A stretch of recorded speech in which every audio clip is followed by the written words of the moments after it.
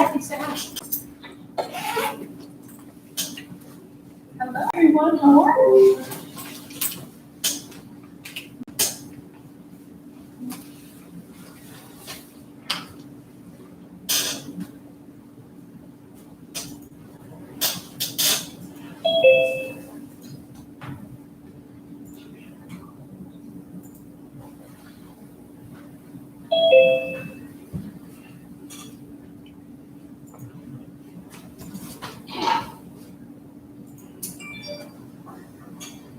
Can everybody see your computer? That's wonderful. Yeah. So we need to look at the, Please turn off crap. I don't know. at the attendees. Ready to get up and All right. Okay, so that are those people we're looking for. You just sent Lisa this link that you sent, that you can Yes. and also Darla. Darla's on here. on. Joey, how many you got up there? 1, 2, 14. 3, 4, 5, 6, Well, 13. 11. 1, 2, 3, 4, 5, 6, 7, 8, 9, 10. See if 11, Lisa's 12, 13. 13. Oh, And you want to start? Look on the attendee, see if Lisa is, Lisa. Yes, coming. I just Yeah, we need to saw make her.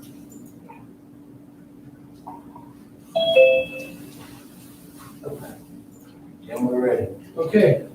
Good afternoon to all my colleagues on the advisory committee and welcome. I'd like to start off the meeting by letting you know that this meeting is being recorded. The biggest threat to that, of course, is me. Got it.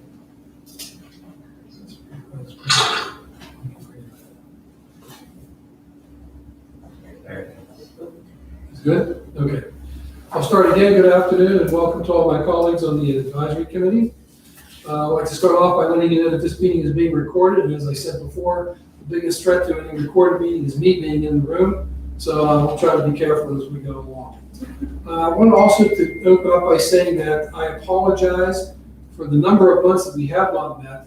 The decision was primarily based on me. My concern was getting us together for purposes of the COVID related. And we haven't been able to put together a meeting that we can have on Zoom. And so we're going to do that today. Once again, this meeting is being recorded. We're going to start the meeting by a roll call. All of you are muted. We will unmute you collectively and then have you confirm your attendance. And then anybody who wishes to speak, we would ask that you would raise your hand.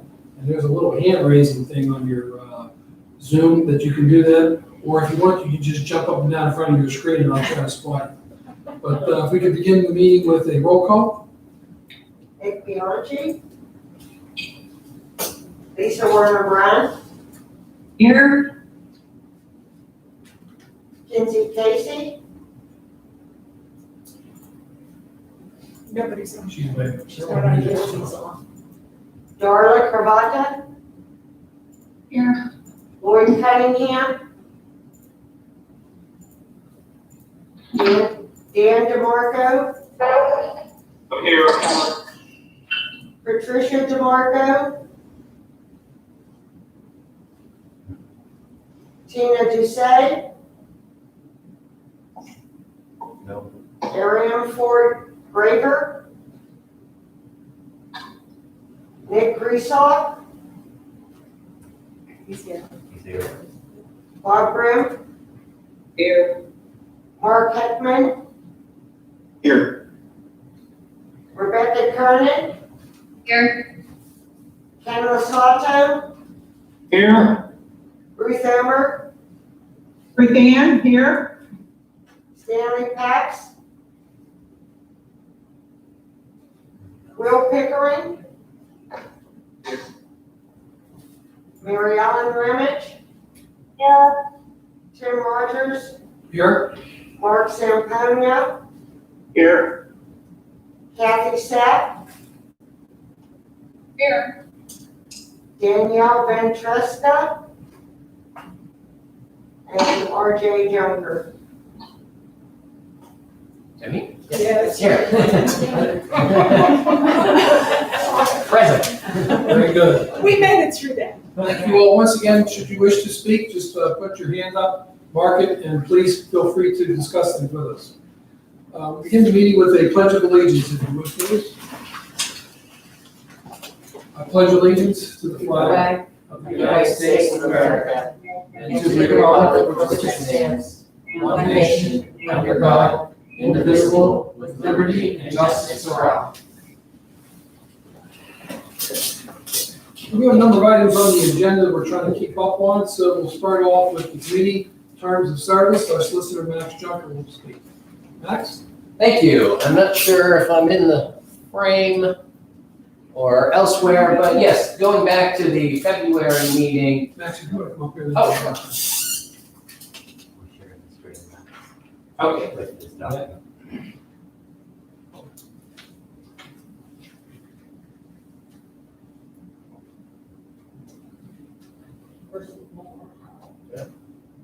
Christmas lights. Oh, there we go. Third time's a charm. All right. Okay, take this down. Okay. All right, well, welcome back, members of the advisory committee. Thank you for taking your time out today to get caught up on the activities that we had planned for the March meeting. The one item that was on my agenda following our February meeting was to determine and set forth, based on the bylaws of the ALCOSAN board, in the section on the advisory committee, which member at which term. You'll recall that we're in a staggered term concept here, similar to the Municipal Authority Act, so that we don't have everybody cycling off, all 21 members leaving at one time. And so when the appointments were made, they weren't specific as to which individual was going to be appointed for an initial 1-year term, a 2-year term, or a 3-year term. So in discussions with the group, I decided to go by basically alphabetical order and the list we had in the Excel spreadsheet. So up on the shared screen, you can see a version of our terms of office, or terms of service, if you will. And you can see that we're already fast approaching December 31st, 2020. So we will look to reappointment recommendations from the county executive. And if we don't receive one, you'll continue to serve in that position until an appointment is made. But then we have 2021 and then 2022. One thing we did discuss, if you do look at the bylaws, initially the terms were envisioned of being retroactive to January 2018. However, we made an executive decision, the executive director, to base this from essentially January 1st of 2020. That was the start of everyone's term. I don't know if there were any questions. I think we do still have one potential vacancy down there in the Upper Monongahela Basin. So we are currently at 20 members of the advisory committee.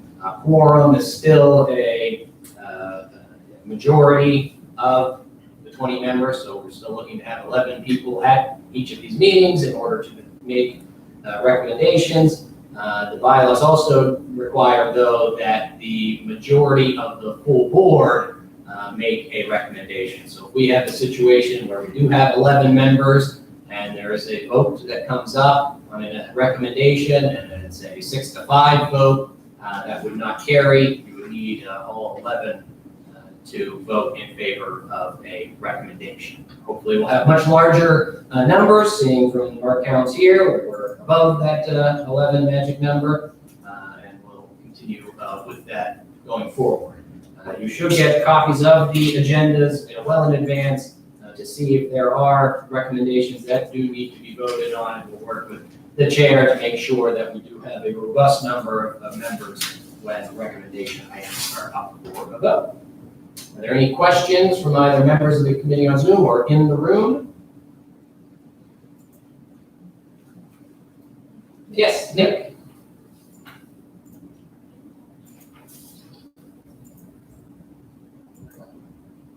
Okay, knowing that And now I believe anyone's having seen the shared screen.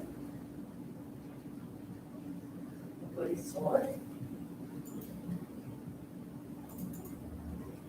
It was in your, Right, it was also included in your packet, the one-page form that we are discussing now. It looks like, at least on the version we see in the boardroom here, it does have the shared screen at the top. And I see Mary Ellen, can you give us a thumbs up? Do you see it? Okay, I see Mark also on our screen, so it looks like it's coming Yeah, you were through. at it first.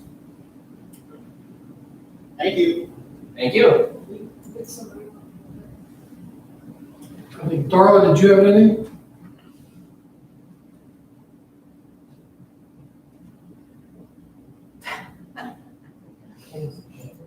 Darla, that's the first time I've ever seen you live in the Well, first of all, There you go. waving my hands furiously.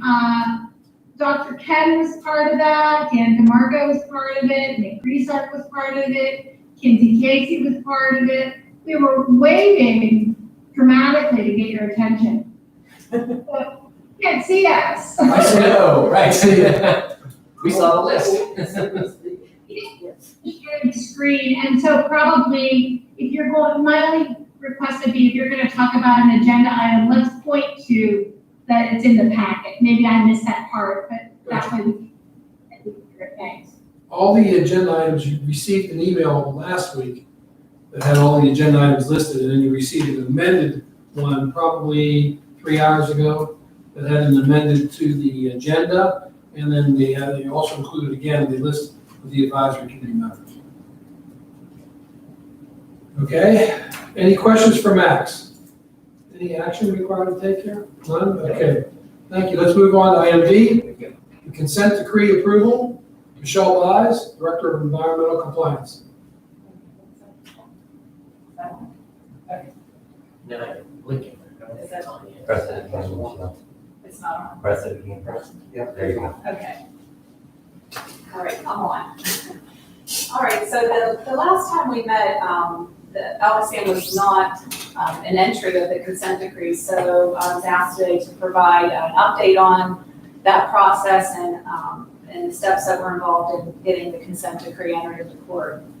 As you know, the consent decree was modified to address two main issues, which was affordability and scheduling, which were imposed in the 2008 consent decree. The 2008 consent decree had a full implementation and compliance requirements scheduled for completion in 2026, which was a $3.6 billion wet weather plan. And it was expected to meet the Clean Water Act compliance requirements. And ALCOSAN also submitted within that 2013 wet weather plan 3 alternative plans, each estimated at $2 billion. So the modification of the consent decree was to address the affordability and the scheduling issues which were identified in the 2008 consent decree. The negotiations to address the affordability and scheduling issues took place with the DOJ, EPA, DEP, and ACHD between 2015 and 2019. And between February and May of 2019, the signatures were required by Arletta and all of the agencies for an agreement of terms negotiated in the modified consent decree. September 19th of 2019, which was about 1 year ago, which is hard to believe it was only a year ago, that's when the Department of Justice lodged the modified consent decree with the courts. On that same day, EPA and the other agencies held a press conference here at ALCOSAN. And then ALCOSAN held a public meeting with the municipalities and EPA, DEP, and ACHD and Green Tree to present the highlights of the modified consent decree. That information was presented by Arletta, Doug Jackson, and Kim Kennedy, along with the EPA. They provided an overview of the modifications from the 208 to the 220 modified consent decree. I'm not going to reiterate all those modifications, but just to touch on a few. The 2020 modified consent decree looks very similar to the 208. The compliance requirements have not changed. For example, that we are still required to have the goal of discharging the CSOs only to the extent that the discharges will meet the requirements of the Clean Water Act and the EPA CSO policy. and the goal of elimination of all of sanitary sewer overflows. The modified consent decree approved ALCOSAN's clean water plan, which, as you know, was a requirement in the 2008 consent decree. It divided the clean water plan into two parts, the interim measures and the final measures, and extends the time frame to implement those plans. It also allows ALCOSAN to propose future amendments to the clean water plan at any time, adding provisions to address the passage of time since the development and approval of the wet weather plan. And this also applies to the adoption of the plan for green infrastructure equivalent measurement performances.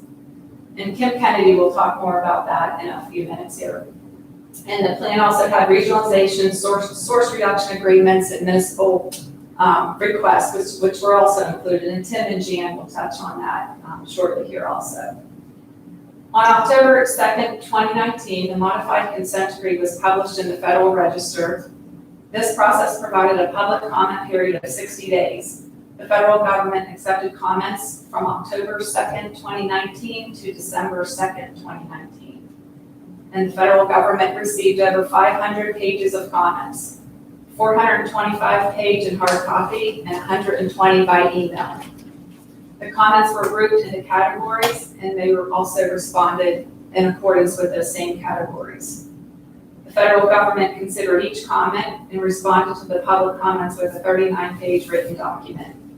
That document was presented to the courts upon the modified entry of the consent decree. In consideration with the public comments and the government responses, the agencies and the courts indicated that the modified consent decree was fair, adequate, reasonable, and consistent with the purpose of the Clean Water Act and the Clean Streams Law. On May 12, 2020, the Department of Justice filed a memorandum in support of the modified consent decree and respectfully requested that the modified consent decree be entered as an order of the court. Along with the memorandum in support, the filings include a declaration from the EPA's engineer and a copy of all the public comments and the Department of Justice's response. The modified consent decree entered on May 12, 2020 replaces the 2008 consent decree. Both of these versions and all of the appendices are available on ALCOSAN's website. And again, to note, when you read the 220 consent decree, you may think you have the wrong document. It looks very similar, it feels very similar, same structure, but it is a modified decree. ALCOSAN continues to work closely with PADEP. During the process of getting the modified consent decree entered into court, we were working alongside with the DEP and EPA on modifying permits. We had constant interaction with the DEP for plant expansion permits. For an example, we had to get a comprehensive environmental assessment completed during that time, and that had to be completed before bids were opened. And DEP worked closely with us and issued that approval just days before that bid was at risk. During this time, we also acquired the Part 2 permits for the plant expansion and the CSO bypass. That was issued February 6, 2020. We have our Chapter 105, 106 joint permits issued on May 18, 2020.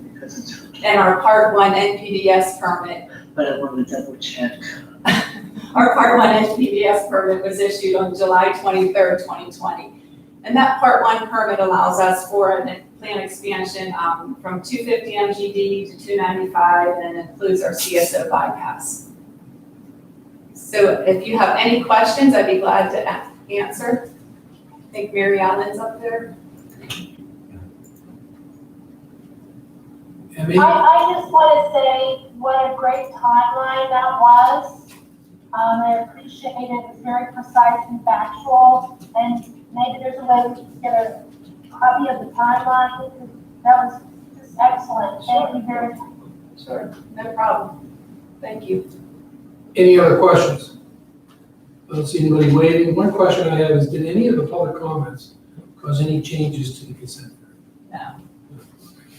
And the nature of the public comments were environmental or? Yeah, so the majority of them came from the Pittsburgh United Group and the Sierra Club. Okay. For greens, more greens. For green, right, for green infrastructure. And there were other comments also, but the majority were based on that green infrastructure and the concerns for it, and their responses from the Department of Justice were in the filings with the CD. Anything else? Any questions? I don't see anybody waiting.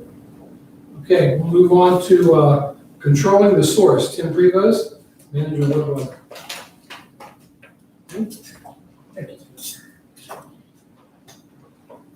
In July, ALCOSAN released the Controlling the Source report. This was a report I believe that we gave an update on at the last meeting that we held with the whole group. At that time, we were still in development. Since that time, I believe it was February, I cannot recall, but the last time we all met to July, we completed the draft. We sent it out for internal comment, external comment, comment beyond the region. We came back with 14 organizations providing us with comments. We had over 240 comments. All of them were taken into consideration. A lot of them had a substantial impact on the draft. Eventually, this was released in July.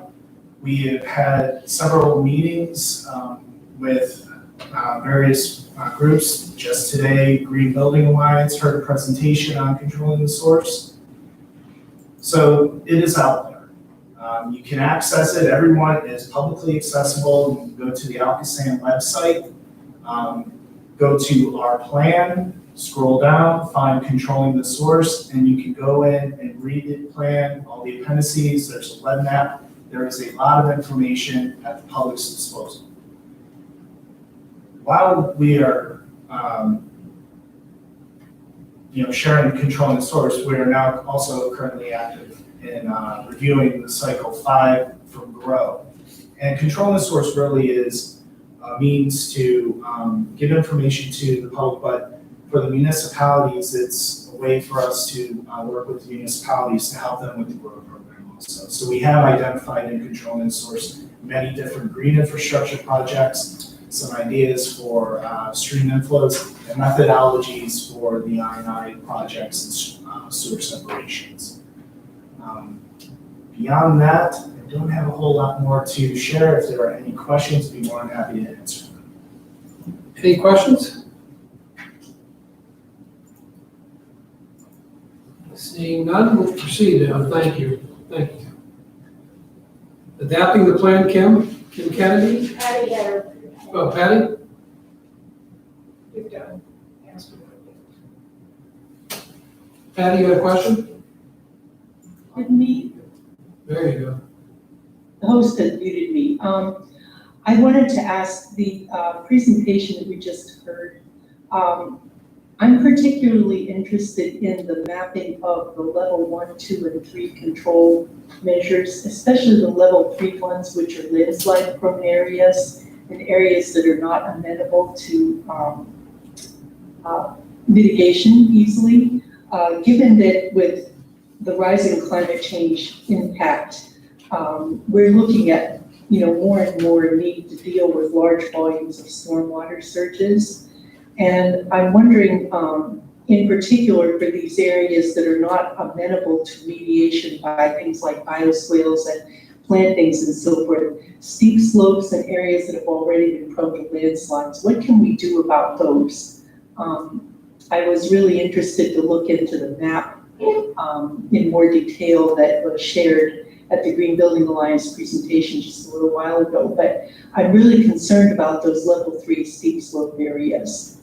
Patty, I wish that I could answer that question, but you're referencing the presentation from PWSA. I know, but the issue is still relevant here in that we're looking at what we can do to control the source, and the mitigation of steep slopes, especially landslide prone ones, is a real significant issue that I'd like to elevate for attention in this group. I can say one thing, that in controlling the source, we identified those areas as places where we do not want to encourage green infrastructure, so we do not destabilize those locations. Next one. Patty, are you asking to, I'm asking for the do you places want to get more stormwater considerations by ALCOSAN? where we don't have green mitigation options, like those steep slopes and landslide prone areas. What are our options and what can we do in those areas where we already know we have significant problems? Some of these areas have had repeated landslides. I know there are 2 areas in my town that have had multiple landslides. We had one that lost 2 houses a year ago. And I'm concerned about what we can do to mitigate stormwater into those particularly difficult to manage areas where, green infrastructure is not going to be the answer probably because of the terrain. But and a lot of times it's going to require watershed attention rather than town boundary attention. And I really want to elevate that to this advisory group as an issue that we need to work on. We can look at that, but I'm not sure that I get the idea of where stormwater is a purview of ALCOSAN, where ALCOSAN is purely a sanitary sewer treatment operation. So to have ALCOSAN reach out into a community to deal with stormwater would present in my mind, just my opinion, would present a significant imbalance within the communities. If you're rerouting, there's a project in Charlesburg called the Ravine Street Project. So it's taking stormwater that goes directly into a sanitary sewer pipe. That makes sense to the region because it increases the capacity of the plant. And that those communities that are part of that program are contributing to that, with the bulk of the money coming from ALCOSAN and PennDOT and grants from the Commonwealth. But I would hesitate to have ALCOSAN try to take a position on landslide-prone properties, because there would be an expectation of the public that not only is ALCOSAN wandering in an area, but they're not necessarily charged to perform it, but that would be an equal balance of spending throughout the county by a centralized agency. Dan, you got a hand up. Hold on, Dan. We're going to unmute you.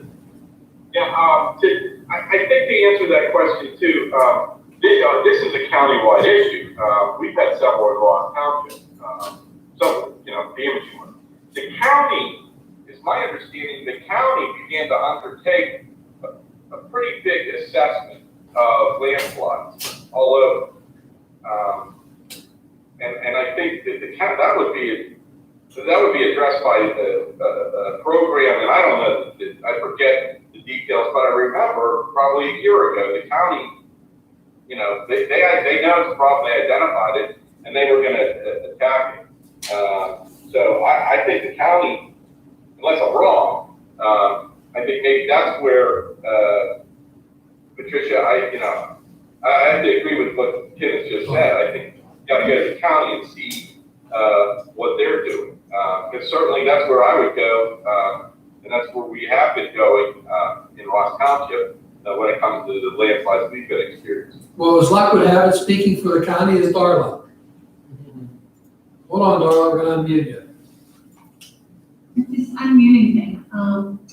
Yes, actually, Patty, we also have on our website, on our Public Works website, a map of the landslide prone areas. We have a full, we did all this work and research with the universities on where landslide prone areas are, so we could help address issues that happen with development. I think the issue that you're talking about around watershed-based stormwater issues would best be served, honestly, at the conservation district level. And they might be able to start addressing that issue in a more robust way, because they're not looking at sewage at all. They're looking their whole gig is water quality and mitigating stormwater erosion and sediment control. So. Thanks, Darla. Nick, you want to be heard? Yeah, along those lines, along those lines, I'm curious how many other communities in the county have applied for an MS4 permit, because along the lines of the, we have a couple things to talk about landslide prone areas, but also stormwater management. So the MS4 program, that's, I know we're not trying to blame everybody else, but that's a state issue that the communities who would apply for the MS4 permit, and then those communities would have an MS4 program. I'm not sure about the other communities in the county that are doing that. Monroeville's had one established the past couple of years. Now, granted, we have 20 square miles and a lot of impervious surface, so we are discharging a lot of stormwater. That's why we try to tackle this early by getting ahead of on the stormwater that is running off from Monroeville and heading down towards ALCOSAN. Yeah, I know it's not sewage from stormwater, but still, we're trying to slow it down on our end. But maybe it's something else that we need to look at in the other communities of what, how to control the stormwater on a community level through the MS4 program. But I agree, it's probably not this group's purview. It's not ALCOSAN's issue. Yes, we're trying to keep stormwater out of the system, but it's not quite what we're talking about here. And Nick, you bring up a good point. I'm thinking that almost all of us have some form of an MS4 permit application. And there is a good deal of, Patty, there's a good deal of grant money going from the state to MS4 projects. And so that might be available under the MS4 grant. There's also 319 if you've got a WIP, and the resident expert is Mary Ellen on 319 and WIP programs. And they're looking to give money for, if you have a WIP, watershed improvement process in place, there's a good deal of 319 money available to help you do that. Mark? Hang on. You're up, Mark. Thanks. I just want to make everybody aware, if you're not already aware, the Allegheny County, and I'm not sure if this is what Dan DeMarco, what you were referring to before, but they're in the process of updating their hazard mitigation plan. And they're they have asked for input from every community in the county as to identify your hazards and prioritize them and update your hazard mitigation plan from, I believe it was about 10 years ago. So there is another meeting scheduled on September 30th for that group to get together. And I would encourage local officials or managers to, if you have not been part of that process yet, to reach out to the county and make sure that they're aware of the situations within your municipality where you may have these kinds of hazards occurring and help prioritize them on a countywide basis. Thank you, Mark. Anybody else? Yes. Rebecca? You got it. Thanks. I just wanted to, agree with Patty and say that, there are other nature-based solutions that we could be looking at as a region, and maybe while it's not in the purview of ALCOSAN, this is a good group to kind of to explore some of those options and take them forward. Okay, thank you. I'm not sure how we would fit that into your operation. What to give advice on that? Further discussion, Mr. Chair. We'll take it under purview. Yes, Darla. There's a group right now, and I'm gonna try to put a wrap on the conversation just for you, Tim. There's an organization right now that has been meeting out of the Heinz Foundation. It's a water center through the University of Pittsburgh that's looking at the whole basin-based approach to water quality and water quantity. And so while the discussion about stormwater in this kind of very small, in this very small arena is more difficult because we're really not looking at it based in watersheds, and we're not looking at it based on our regional issues. So I think one of the reasons why I would say it belongs in that larger conversation, there's a couple of really big conversations going on right now.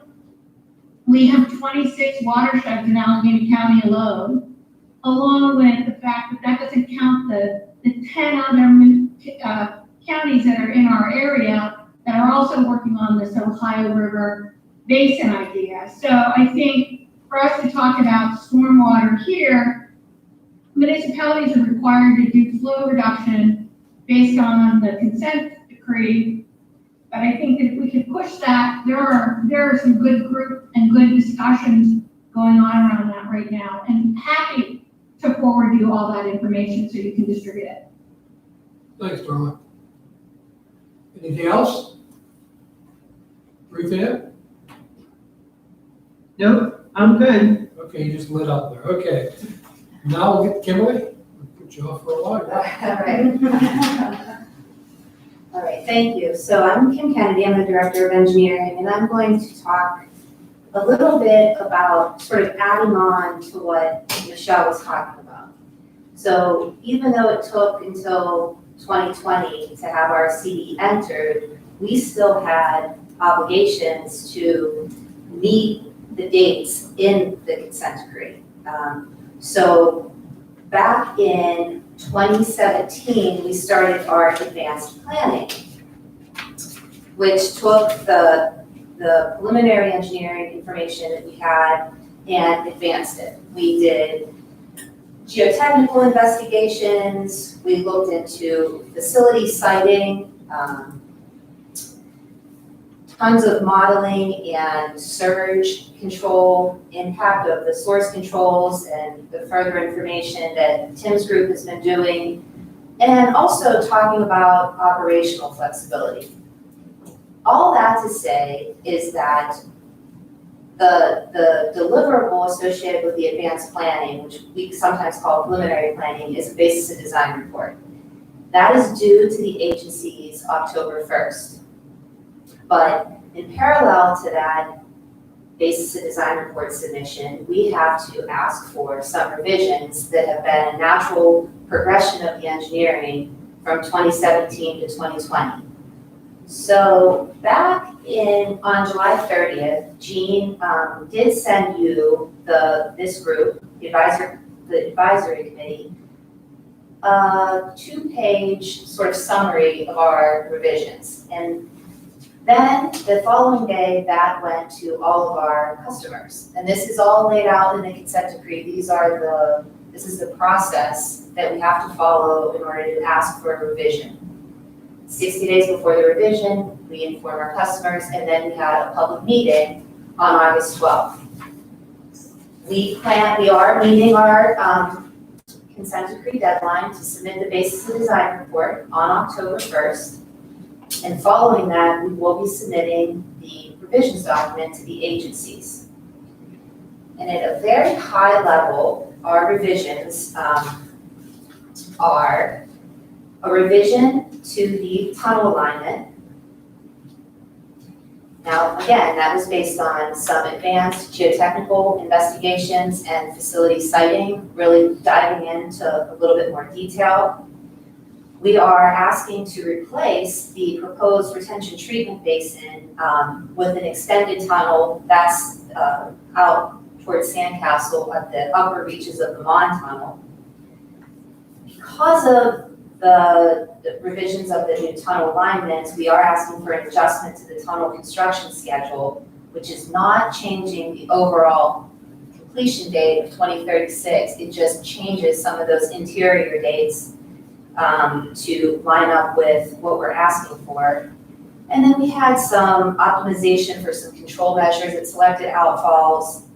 Elimination, we had proposed a new pump station over in the McKees Rocks, Chartiers area, but upon further investigation and some real investments that ALCOSAN made into the existing pump station, it looks like we won't need a new pump station. And then last but certainly not least is eliminating most of the cross connections between our existing deep tunnel and the new tunnel.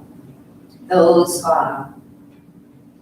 were very expensive, and they actually, upon further look, really provided very little benefit. So I guess looking at the end of 2020 here, it's actually kind of an active time because we have this mandatory submission October 1st for our basis of design report, and that will be followed by this revisions document. And again, I do ask that you look at that email from Jean from July 30th, because it had a little bit, it talked about these six items in a little bit more detail.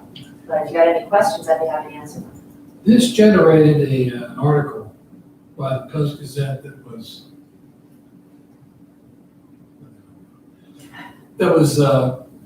not accurate. And so we instituted a response. Jeannie wrote the response, and I was the mouthpiece for it. Going back to Post-Gazette to try to correct the article. Now, among the issues in the article was they called us a mandatory municipal advisory committee, which we are not. We were under the impression that we were ordered within the consent decree to be an advisory committee. ALCOSAN changed their bylaws to include us as an advisory committee to the board of ALCOSAN, which eliminated the need to have it in the consent decree. So we are not here as a result of the consent decree. We are here as a result of a proactive decision by the ALCOSAN board and its management team. They also mentioned that there were certain members of the ALCOSAN advisory committee that were members, and that was not true. And then there was a number of issues. Gene, you might want to speak to those. There was some other smaller issues that we tried to deal with. I had the opportunity to talk to the gentleman who wrote the article and advised, and he said to me, well, I wish I'd talked to you before I wrote the article. So, yeah. And I'm pretty certain that most people in Allegheny County know where I'm at and that I have an opinion about damn near everything. So they could have found me if they wanted to. And they could have also been directed by the ALCOSAN staff to get an opinion more accurate in line with their position. I'm sure that they talked to the director of engineering, Kim would have cleaned it up for them. But there was no attempt to be made, and actually the article seemed to have been written by someone outside of this group and outside of the Post-Gazette that loaded up the article. But Gene, want to clear it up, please? Yes, our chair did in fact ask for a correction to the number of errors in the article, which has not occurred. And this has happened in the past with this reporter of the Post-Gazette. And what happens is he has errors in the article, he doesn't correct them, and then he uses those errors as fact for the next article. So it's been kind of like chasing our tails to try to get the facts in place. In addition, I know that some of you had contacted me even before this article appeared because you were being approached by someone who you wanted to know, was he on the advisory committee? And when you approached me, I said, no, he's not on the advisory committee, and to the best of my knowledge, he does not have a formal relationship, a legal relationship, a contractual relationship with any of our customer municipalities. He's an activist, he's a great activist, but he is not a member of this body. And I wanted to make sure that your work and your reputation was protected, because the value that you as the advisory committee are providing to ALCOSAN is unbelievably great. And so I was pretty, you had just finished mowing the lawn when I started yelling at you on, it was a Saturday morning story that only was online. And my phone started ringing about 7. I think I waited until about 9:30 before I called the chair. Unfortunately, we don't have a correction. I understand that the person in the article who was indicated as on the committee had approached after it was published and told the reporter that he was not on this committee. So I'm grateful that he did that. But it's an ongoing problem. And it's one that I'm very aware can, get a lot of legs. But please know how much we value your work, and that I'm available to you 24/7, as is the rest of the Governmental Affairs and Municipal Relations Department, to answer your questions. In fact, you'll see I have 2 cell phones, and people are texting me the whole time here. It's something that we need to be aware of. If you don't remember receiving my email of July 30th, I will send it to you again. Just send me an email and I'll get it right out to you. But there was simply a lot of half-truths and mistruths in the article that we needed to correct. And unfortunately, when you go up against somebody who buys in by the barrel, you don't have a whole lot of pull. So all of us as members of the advisory committee may be called upon from time to time to opine on issues that are before us. If you'd be so kind, Gene, to send out a list of everybody's emails to each other, so that if there's any questions, you can call us. I would urge you to run any opinions questions you might be asked, or opinions you might give, to run them through Jeannie or any member of the ALCOSAN board, so that we can get accurate information out there. More to the point, though, I think for this committee, is rerouting of the tunnels. And is there any opinions, or is there any questions about rerouting of the tunnels that was given to you? Kim? Is it Kim? Casey? Well, you're up. Yeah, no, thank you. I just had a question for Kim on the rerouting of the tunnel, because if I'm understanding correctly, it sounds like the work was started in 2017. So I'm just wondering why that wasn't part of the original consent decree and why we now have to apply for a modification. I mean, I'm not an engineer, but I know that that was a significant change, and it doesn't just take a few months to read those changes. Right, so the consent decree that we were modifying was actually from 2008. There was no interim document, right? So the wet weather plan, I think it was 2013, right? And that is the information, it's just that the negotiations were so prolonged. So when we got close to where we knew that the modified consent decree, we could enter into a contract to do the advanced facility planning, that was 2017. But there wasn't a consent decree between 2008 and then May of 2020, 2020. I think I understand, so and apologies, because I am new to these issues. No, it's okay. But the original plan, the tunnels are very different from what the new proposed plan is. So I was just wondering, how that change happened, because it seemed to happen very quickly. But I know there's a lot of engineering that goes into that. Yeah, and they're not that different. They're really not very different. There was Doesn't just. one of them go underneath the central business district now, though? That seems fairly significant. That's what I thought too. It Right. looked like it's routed through the Golden Triangle, right? Or Garrett? Do you want to show the slide? If it's all right with you, we'll pull a slide out. Will that work? To see the two. Okay. Just let us know if you can, before I start talking.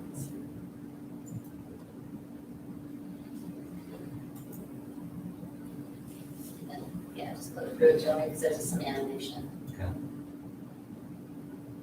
Can everybody see that?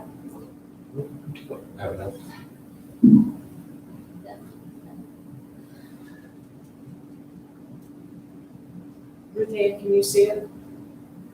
Yeah, I'm not in. It just keeps telling me waiting for host, so that's okay. Okay. Can anybody see the map? Can some of you see the map now? Okay, All right, good. Mark can see it. So the left, the before, I think is actually more through the Golden Triangle. But what we learned when we did some geotechnical borings in that area were that it's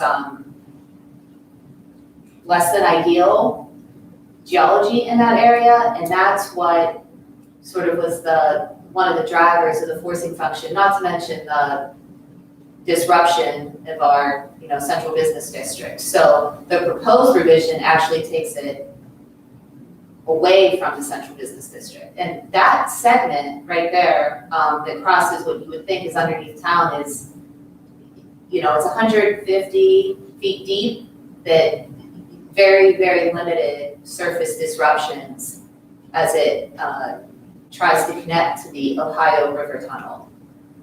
So Ohio River Tunnel will be first, right?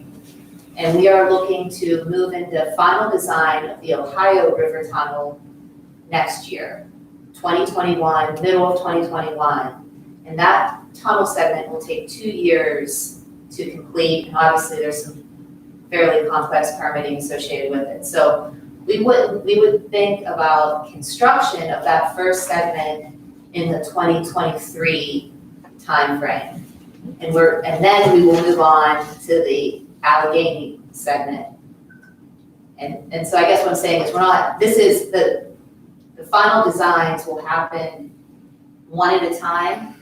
And then there will be chunks of years in between each of them, things of authority, there will be lessons learned that we will take with us from one to another, but also it would be a lot to take on at once. So we are going to be moving into the Ohio River Tunnel segment, like I said, just for the design phase in 2021.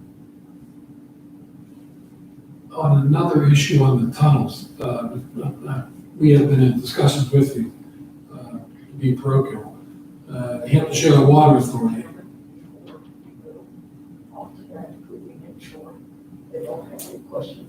On the, okay. Are there any questions on Kim's presentation? I can't see all of you, Why don't you so. stop sharing? Okay, there we go, okay. Ken. Is it Ken? Ken, go ahead. Okay, unmute. Okay, Ken, hit unmute now. Okay, with revised tunnels, is there still tunnels going to be under the tributary streams such as Chartreuse Valley? Chartreuse Creek? Not in the first phase, right? So it goes across the river to the mouth of Chartiers Creek, Jan, correct me if I'm wrong, in the revised interim measures, but beyond 2036 is when it'll go up the tributary of Chartiers Creek. It wasn't, that segment stopped, basically we call it an adit, right across the river. So the river crossing will be included, but work further up Chartiers Creek would be in the second part of the plan, which is beyond 2036. Is there any alterations in the length of the tunnel going forward in Chartreuse Creek? Or is the same length as it's always been? It may change, just like that tunnel did. Right, we don't know yet. We will continue to report back as we advance final design, but at this time we're at like 10% and we don't know yet.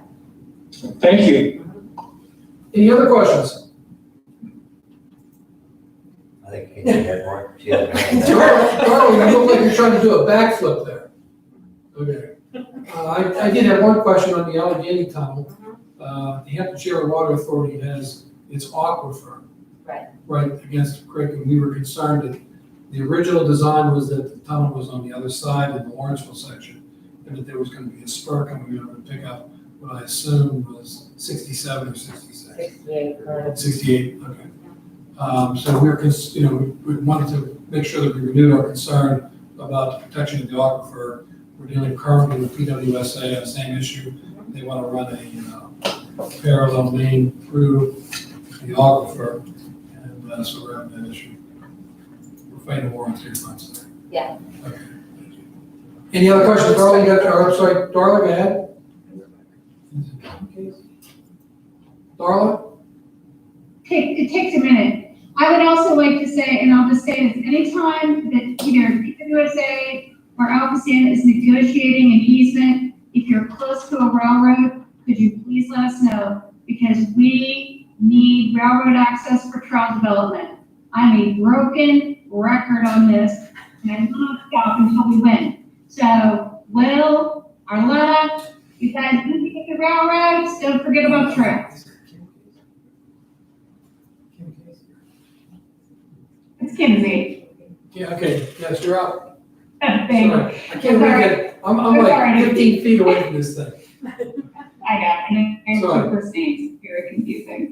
I'm still slightly confused on the non-tunnel, because if it doesn't go under downtown, where does it go? It goes under something, it looks like, from that map. It doesn't go under the golden triangle, it crosses uptown now. Like, Right, it's 150 feet under uptown? yes. Like, under which part of uptown? I'm just confused. Are we at So- like Duquesne University or I beyond? think it's further north. Further north? Right, now. Yeah, so again, that's, Could we detail that for the next group meeting? yeah. To get a better detail? Yeah, We can superimpose a map for you. we'll get you a little bit more detail on that. Okay, great. Sure. And then apparently, we're gonna get a request from the advisory committee. We're definitely gonna wanna walk one of these tunnels. Yeah. Okay, any other questions? Hearing none, we'll move on to our last agenda item, and that's, I'm sorry, two more. Jan? Jan will speak to us regarding regionalization and the progress being made there.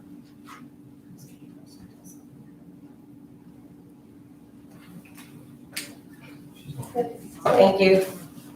So many of you are aware that regionalization was evaluated with a group chaired by Jared Cohen to identify ways that ALCOSAN could increase its roles and responsibilities towards sewers currently operated and maintained by the municipalities. And we evaluated a number of alternatives, and some actually did include stormwater, but we settled on multi-municipal sewers, meaning sewers that have more than one municipality sewage in it, and sewers that are 10 inches in diameter or greater. And this would help us to achieve the requirements of the Clean Water Plan, because as we have a role, municipalities also have a role to get that plan implemented. And this helps ALCOSAN to move that in that direction. So it moved from that Jared Cohen Advisory Committee to what's referred to as SRIC, Sewer Regionalization Implementation Committee. And that was an effort that was facilitated by Three Rivers Wet Weather and Connect. So between 2014 and 2015, they convened, and there was a legal subcommittee group that helped to develop a transfer agreement template. I'm walking through a little bit of a timeline so that we can bring you up to where we're at in terms of that transfer template. Between 2015 and 2018, these sewers that met that criteria, approximately 260 plus miles of sewer were inspected for the municipalities, and then defect reports were developed. And then during that period, we started adding a couple ideas to that transfer template that talked about defects where imminent failure was going to occur, that was the municipality's responsibility to repair, that natural streams tied into the sewer system be addressed as part of that transfer, and a little effort to facilitate upstream development. So these were some of the items that came up as we began inspecting the sewer system. So we finalized these defect reports, and the attorney's ALCOSAN solicitor prepared execution copies of the transfer agreements with closing documents. And those between 2019 and 2020 were distributed in binders, very thick binders that did include all of the defect reports to the municipalities and authorities. And then representatives of a core group of solicitors had sent ALCOSAN a revised transfer agreement, reopening some items that we thought were previously agreed upon. And that culminated into a meeting in October 24, 2019. And some of these main items are that the core group requested quit claim deed to shift risk and cost to ALCOSAN, and previously, ALCOSAN insisted on the municipality retaining the risks and costs. And then we agreed to a 20-year time frame that was suggested during that period. The core group objected to treatment of unauthorized and illegal connections, which was what we determined to be really more of a misunderstanding. And so ALCOSAN agreed to distinguish between these concepts and added language that was responsive to the core solicitor group's concerns. The core group objected to the language requiring cooperation on future development, and ALCOSAN agreed to tie this to approved amendments to an Act 537 plan to make it more congenial to the municipalities. The core group objected to the shared responsibility for stream removal projects. So we softened that language to reasonable cooperation and offered to assist with seeking third-party funding. The core group objected to allowing any future facilities on municipal properties, and ALCOSAN agreed to use existing right-of-ways first, to use underground facilities, and to add reasonable cooperation language for above-ground facilities. The core group objected to vagueness of indemnification obligation, and ALCOSAN agreed to propose a defined process. In January 9th of 2020, ALCOSAN sent the core group representatives a revised form transfer agreement that was responsive to issues raised at the meeting with the core group. So there have been some discussions back and forth on these items. The 21-year survival period for title defects were objected to. And then we had 6 years for all representations and warranties and 10 years for certain title defects. What happened most recently is that we sent the core group representatives a revised form transfer agreement agreeing to cap retained liabilities to 12 years, and that's consistent with a 12-year survival period for representations, warranties, and title defects. And then a consistent 12-year sunset period will create certainty and facilitate ease of administration. So this has been sent to the core group. John Schambert with Three Rivers is involved in the process as well. And they have acknowledged that they received the recent changes that we proposed.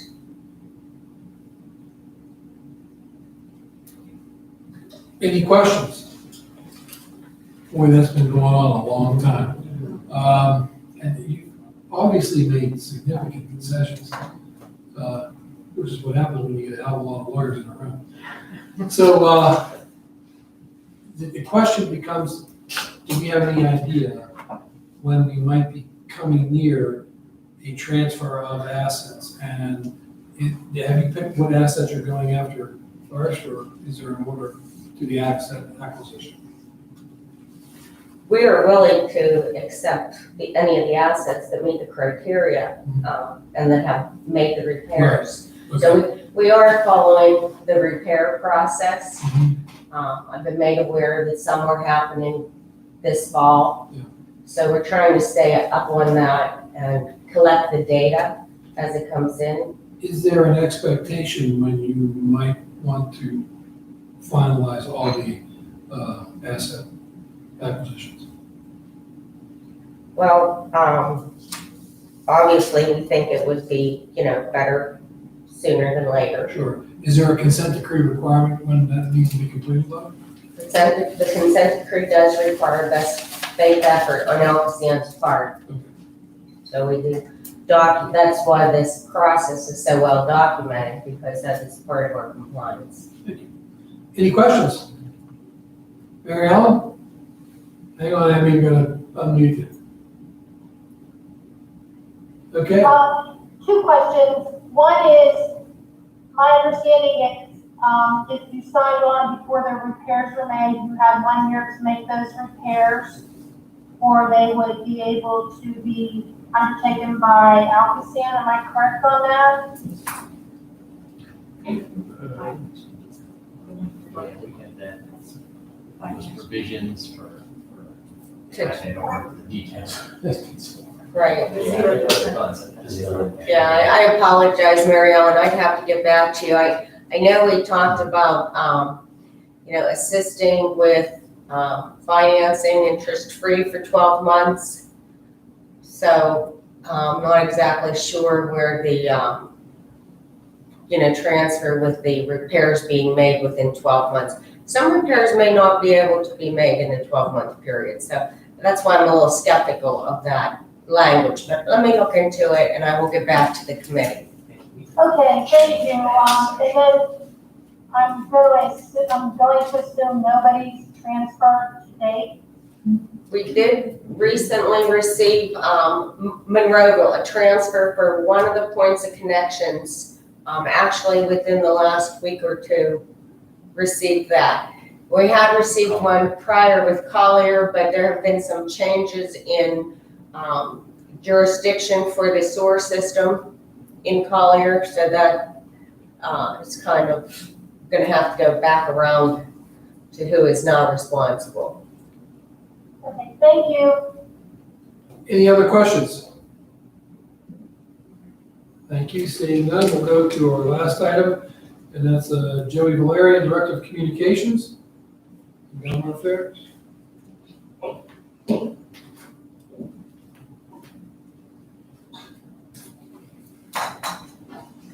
Good afternoon, everybody. Just a quick reminder for all of you as committee members. We have a set of documents that you guys are welcome to. It has a lot of information about the Clean Water Plan. It has a lot of information about what our plans are. Anything that is smaller that I'm working on right now is a set of revised FAQs. Since we're starting to talk about tunneling, we're going to get some of those mixed in there. So if anybody needs anything, I'm more than happy to provide. Thank you. Yep. Very good. Okay, any questions for Joey? Jeannie, anything else? Yes, I wanted to thank you for your service, but I also wanted to ask you to, if a reporter calls you, call us first before you respond to anything. Our work here at ALCOSAN, we're very careful about the messages that go out.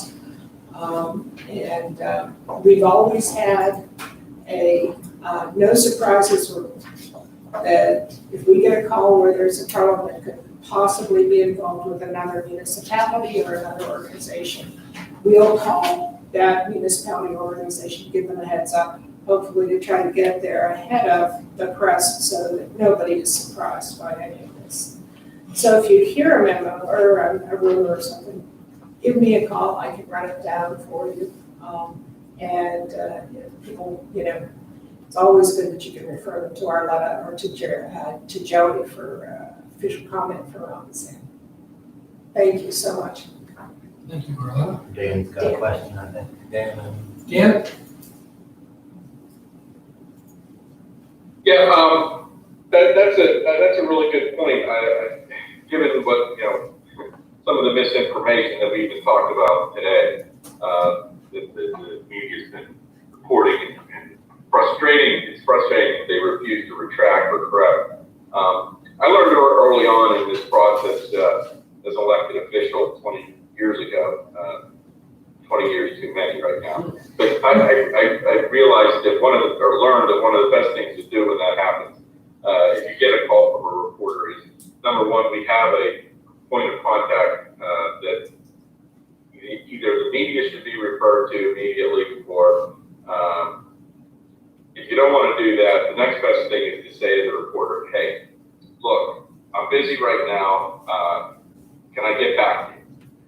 That's probably the best thing to do. when you get a call like that. And then you get back to it. Or you have somebody like Jeannie or somebody gets back to you and says, hey, I'm following up on the call you made to Dan DeMarco. That avoids a lot of problems, when it comes to the information that's coming out. That's all. Good advice, thank you. Arletta, anything?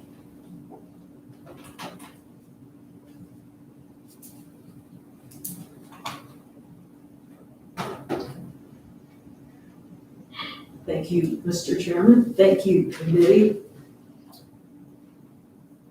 Excellent meeting. I appreciate the way you've run it. I was going Staff to, preparation. I was going to address this under new business, but as we are here now, simply want to acknowledge committee member, and I'm not sure if he's still on, Will Pickering, who is now the official executive director at PWS. There it is. Hey, Will, congratulations. Congratulations, Will. And if you have not had opportunity to see the public source article on Will, please avail yourself. Very well done and very well deserved. So, as I've said before, Will, looking forward to moving the ball with you. Congratulations, Will. That is a tough job. God bless you. And second, if I may, committee, did anybody visit the virtual open house this weekend? A hand anywhere? See, not receiving a hand, I feel like I just got the finger. I was cutting the grass and taking emergency phone calls. I understand. And didn't another member, wasn't Mayor Ken Lasota named Mayor of the Year recently? That's right, yes, yes. There you go. Kudos. Well, I simply point out the open house because there's some great pieces of information that were available on plan expansion, preliminary planning, growth. So those technical aspects, in addition to just the general wastewater information and some of the fun stuff, those pieces we will continue to make available because they will help to educate you and help you to educate your constituents. So those pieces are not on the website right now as they had existed over this weekend, but they will be made available at various times. Thank you, sir. Could we unmute everybody?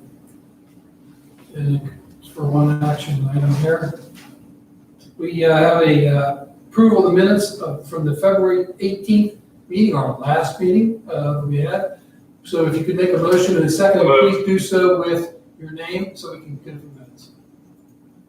So moved by Dan DeMarco. Second by Patty Marco. Thank you. All in favor, give your consent by saying aye.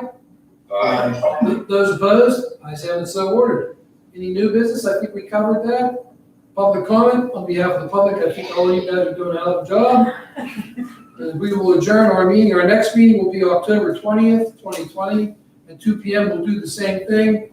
Hopefully we're going to someday get back. Thank you for your patience today. This was a first Zoom effort for us here, and we appreciate your patience.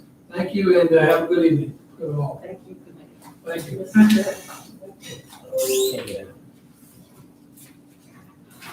Good job. Thanks. Hey,